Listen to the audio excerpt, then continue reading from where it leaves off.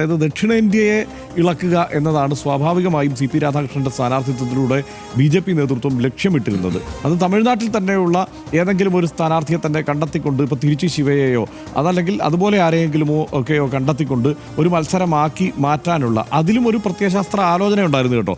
അങ്ങനെയാക്കി മാറ്റാനുള്ള ആലോചന ഇന്ത്യ സഖ്യം നേരത്തെ നടത്തിയതാണ്. പക്ഷേ ഇന്ത്യ സഖ്യം എന്ന നിലയ്ക്ക് ഇത് ഒരുമിച്ച് നിൽക്കണമെങ്കിൽ കുറെ കൂടി വിശാലമായ ഒരു ആലോചന വേണം എന്നുള്ളതിൽ നിന്നാണ് ഇപ്പോൾ സുദർശൻ റെഡ്ഡിയിലേക്ക് കാര്യങ്ങൾ എത്തിയിരിക്കുന്നത്. മാത്രമല്ല, ഇതിൽ അങ്കലാപ്പിലാവാൻ സാധ്യതയുള്ളത്, ഇപ്പോൾ പ്രാദേശിക ദേശീയത എന്നുള്ള ഒരു സംഗതി വരുമ്പോൾ ഇതിൽ അങ്കലാപ്പിലാവുക തീർച്ചയായും ഈ തെലുങ്ക് മേഖലയിലുള്ള ആളുകളായിരിക്കും, അവിടെയുള്ള രാഷ്ട്രീയ പാർട്ടികളും നേതാക്കളും തന്നെയായിരിക്കും.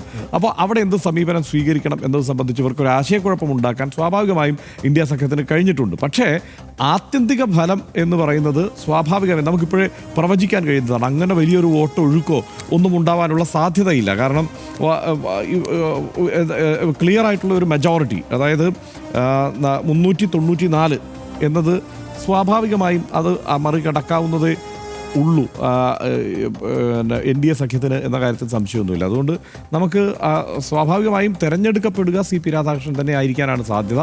പക്ഷേ കൃത്യമായ ഒരു ചർച്ചയ്ക്കുള്ള സാധ്യത തുറന്നു വയ്ക്കാനും ആ നിലയ്ക്ക് തന്നെ ഒരാശയക്കുഴപ്പം പ്രാദേശികമായി ഉണ്ടാക്കാനുമൊക്കെയുള്ള ഒരു തെരഞ്ഞെടുപ്പായി ഇന്ത്യ സഖ്യത്തിൻ്റെ ഈ സ്ഥാനാർത്ഥി നിർണയത്തെ കാണാം.